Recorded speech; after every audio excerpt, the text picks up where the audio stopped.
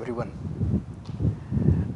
Now we can take up a topic uh, related to the constitutional development of India.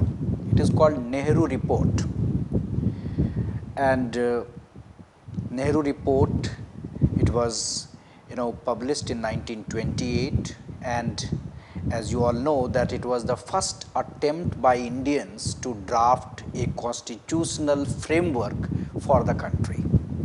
So therefore, this Nehru Report is very important, and it is of course related to our present constitution. Most of the features of this Nehru Report were later included in the constitution of India.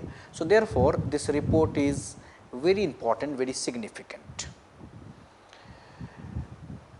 As early as 1928, an all-party conference presided over by Dr. M.A. Ansari, established on May 19 a committee chaired by Motilal Nehru to consider and determine a future constitution for India. And this committee is popularly called Nehru Committee, or this report is called Nehru Committee Report or Nehru Report. The committee consisted of many members like Sir Tej Bahadur Sapru, Sir Ali Imam, M.S. N.A., Mangal Singh, Soeb Qureshi, G.R. Pradhan, and even Subhas Chandra Bose. So these members are very important, right? They were the members of that Nehru Committee. This committee, as I mentioned, submitted its report on August 10, 1928, and it prepared a detailed constitutional scheme for India. What we have to remember here, that it was in effect an outline of a draft constitution for India. But how we got this opportunity for providing a draft constitution? So we have to remember that it was a response to the appointment of a Simon Commission and the challenge given by Lord Birkenhead thrown to Indians, asking them to frame a constitution on which the Indian opinion was united. Right? So always remember it, this Nehru Committee report was actually the response, was a response of that challenge. Who gave this challenge? Lord Birkenhead. What was the challenge? Challenge was Indians, they have to frame a constitution, and there should be a unity among all the nationalists, for this constitution. This was the biggest challenge for Indians, So this Nehru report should always be remembered, in the context of this challenge. What we have to remember, that this Nehru report confined itself to British India, as it envisioned a future link up of British India with the Indian states on a federal basis, Okay. So we know the context of this Nehru report, but for our examination purpose, there is a need to understand the recommendation of this Nehru report, So what all recommendation? Like number one, according to this report, India should be given what? Dominion status with the parliamentary form of government with bicameral legislature that consists of a Senate and House of Representatives. The Senate will comprise of 200 members elected for 7 years, while the House of Representatives should consist of 500 members elected for 5 years. This report recommended joint electorate, remember joint electorate, with reservation of seats for minorities except in the Punjab and Bengal.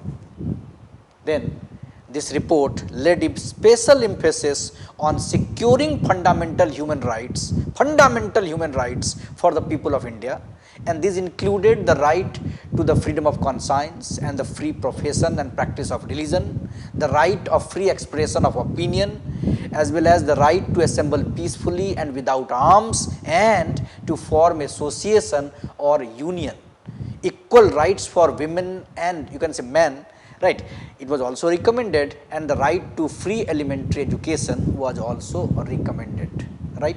So, this report talked about fundamental rights, and what we have to remember that of the 19 rights listed in the Nehru report, 10 were incorporated into the present constitution, into the constitution. So, this report played very important role in framing, you can say, developing, right, our, you can say, constitution, present constitution. Then we have to remember one more point, that the Nehru report also recommended that the redistribution of provinces should take place on the linguistic basis, right. So, these are some important recommendation of Nehru report, we have to remember it, and all these recommendation played important role in development of our constitution, right. Now, when you say Nehru report, its recommendation, whether these recommendations were accepted, what exactly was the reaction to this Nehru report, right.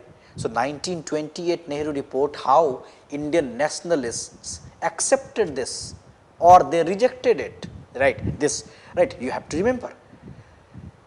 We have to remember that the annual session of the Indian National Congress held in December 1928 approved the Nehru report and also served an ultimatum on the British government to accept the Nehru report on or before December 1929, failing which the party would launch another mass movement.